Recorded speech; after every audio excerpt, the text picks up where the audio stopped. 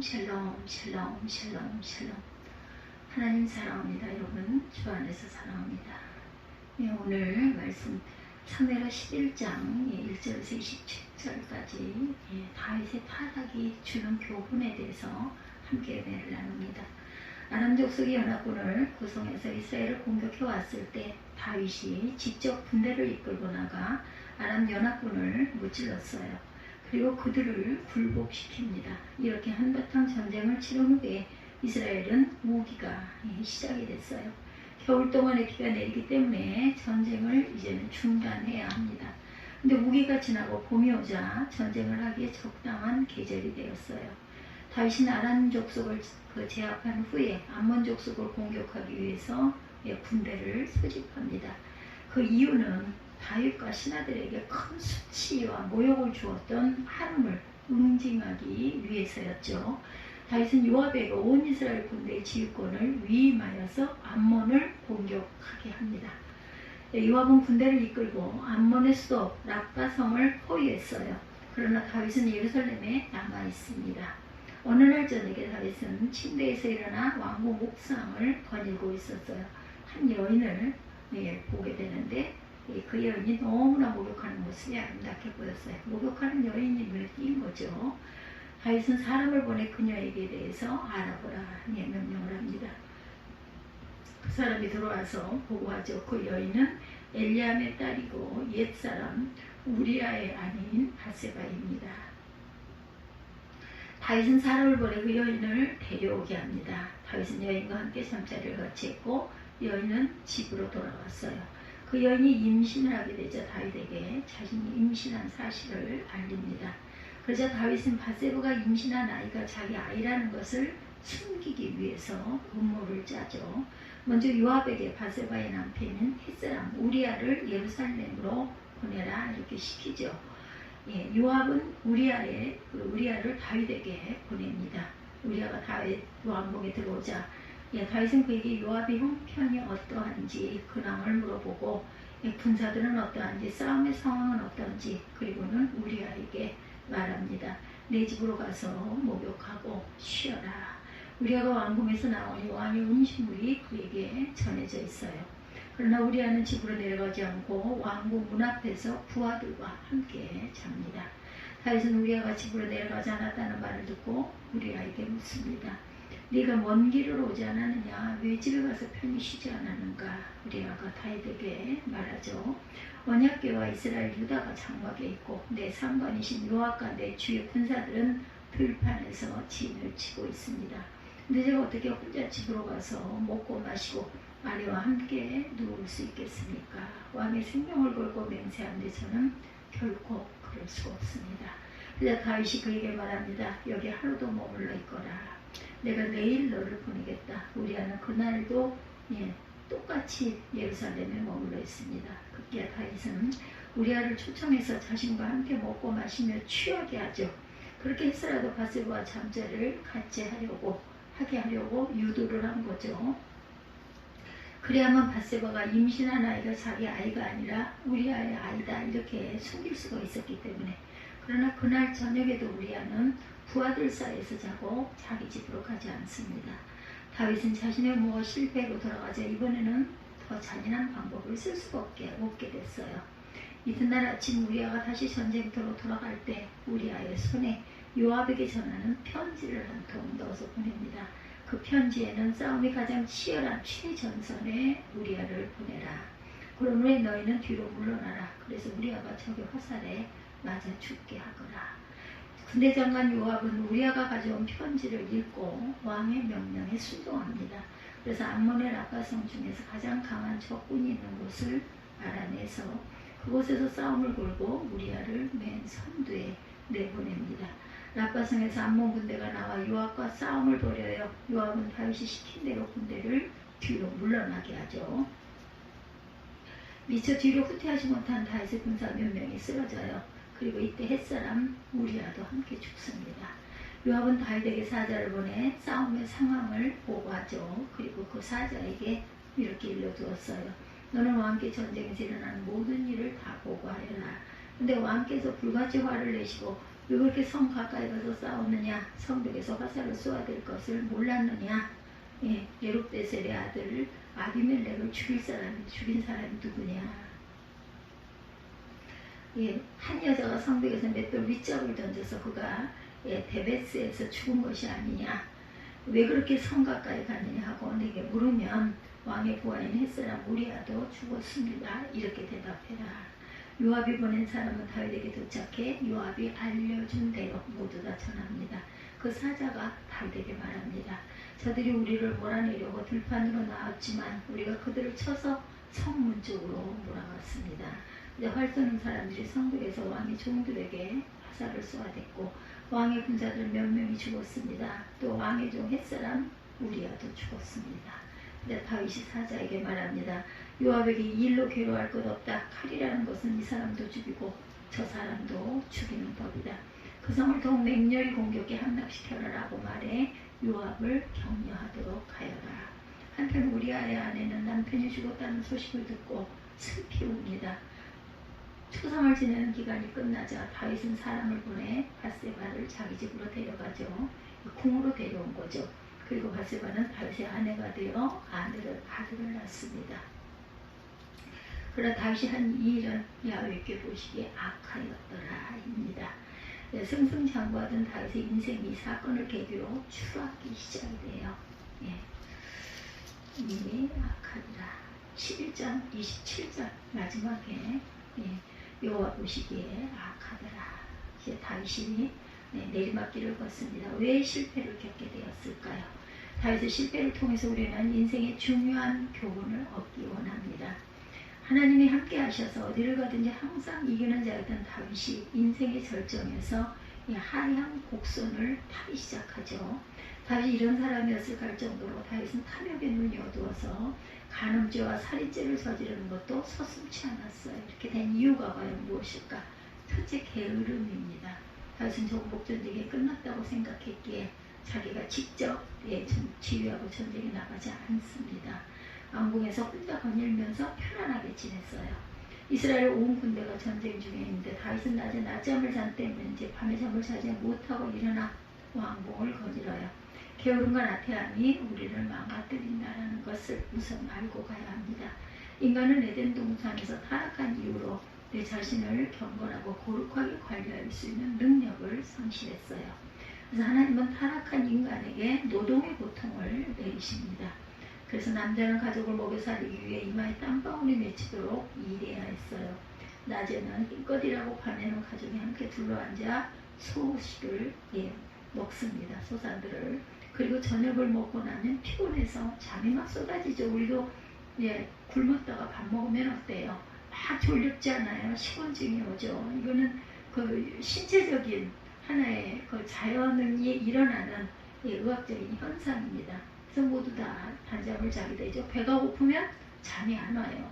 잠이 너무 안 올 때는 우리가 뭐 몇 시 이후에 6시 이후에 9시 이후에 절대로 탄수화물을 안 먹겠다 했더라도 뭐가 됐든 좀 먹어야 합니다. 그래서 잠이 안 올 때 우유를 좀 마셔봐라 이런 이야기를 또 많이 하죠.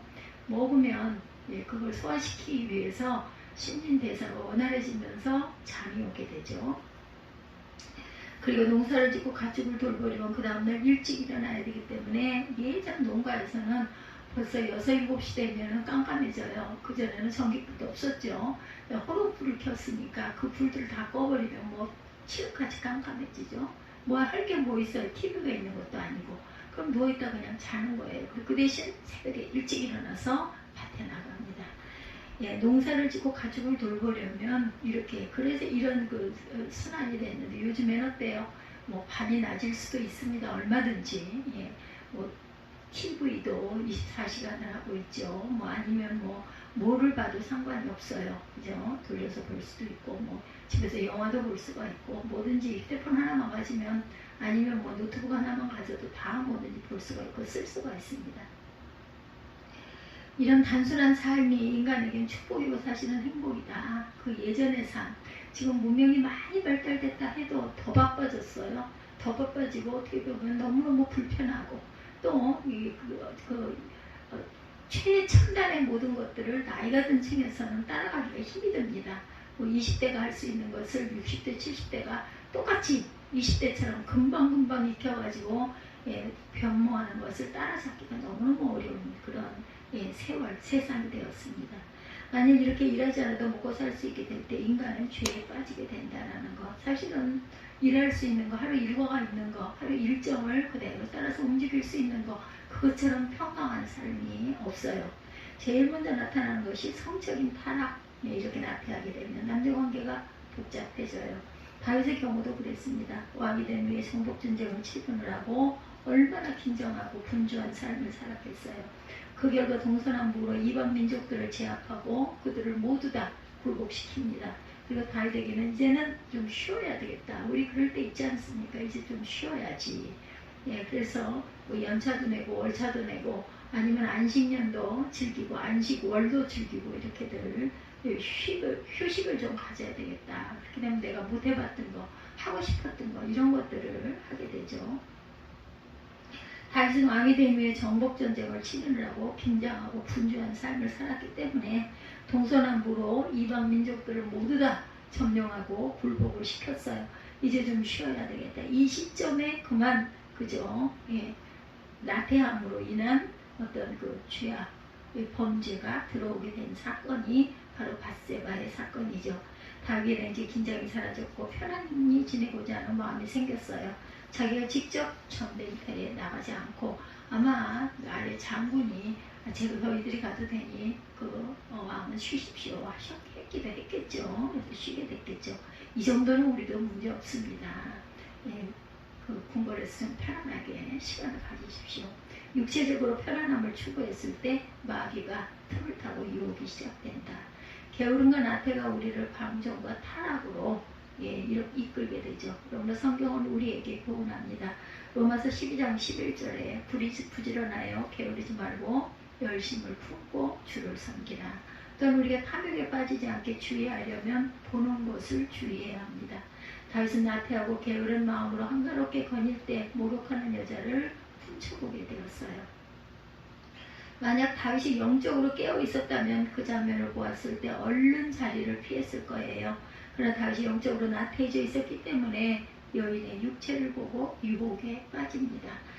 하와가 에덴 동산에서 죄를 지었을 때도 선악과 열매를 보고 보암짓도 하고 먹은 듯도 하다가 결국은 그것을 따먹게 된 것처럼 선악과 근처에 가지 않았다면, 선악과를 보지 않았다면 죄에 빠지지 않았겠죠. 그러므로 우리는 보는 것에 늘 주의해야 되겠다. 우리 눈이 아주 중요합니다. 눈이 없으면 어떻게 다니겠어요, 그죠? 가다가 부딪히기 일쑤겠죠. 눈이 있는데도 그죠? 넘어지기도 하는데.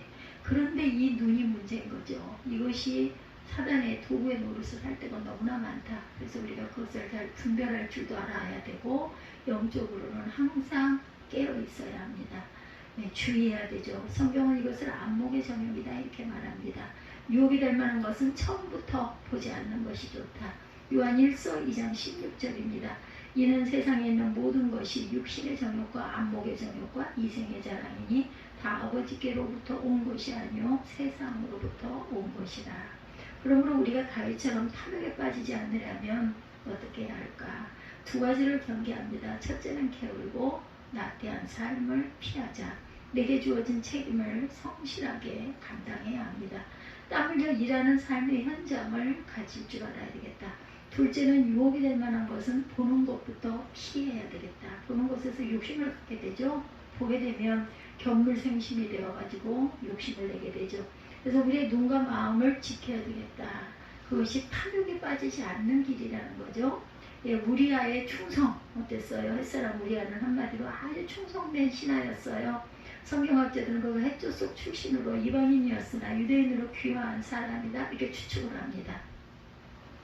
그런데 그는 전쟁터에서 용맹을 떨치게 활약하고 다윗이 신뢰하는 측근이 되죠. 그는 다윗의 전쟁터에서 개인적으로 불려 휴식 시간이 주어지면서 집에 가서 쉬라고 하여도 그 말을 듣지 않을 정도로 이렇게 충성된 종입니다.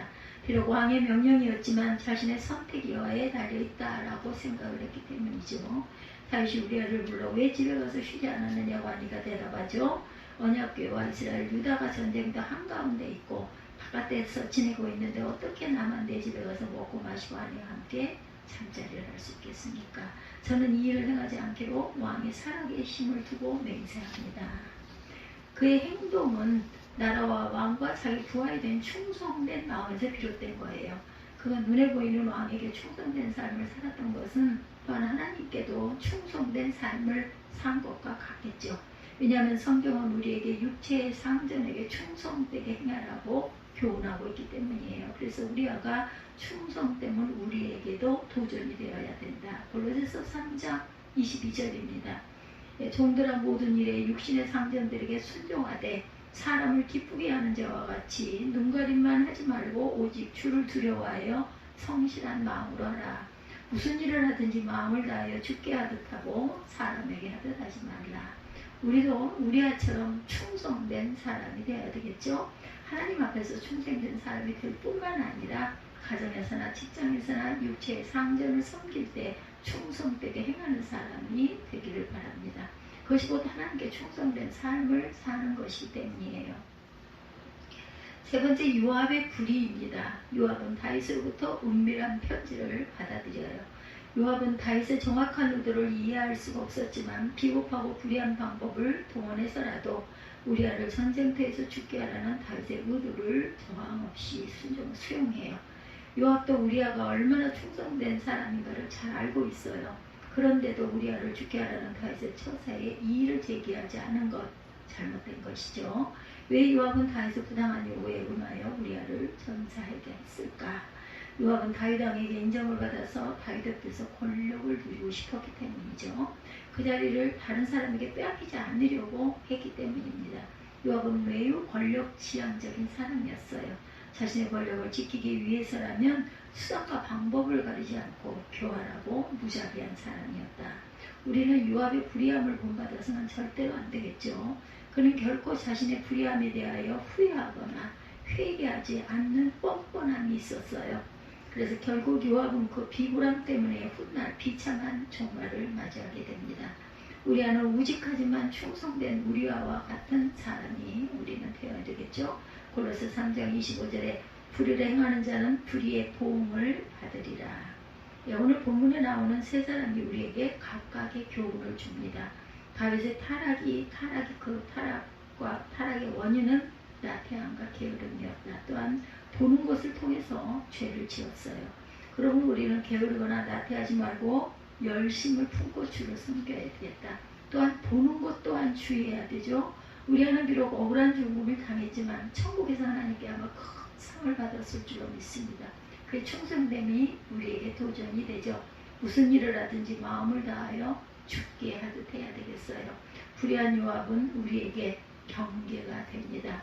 내 이익을 위해서 불의와 연합하지 않도록 하고 하나님이 반드시 심판하신다는 것을 잊지 않는 저와 여러분이 되시기를 주님의 이름으로 축복합니다. 기도하시겠습니다.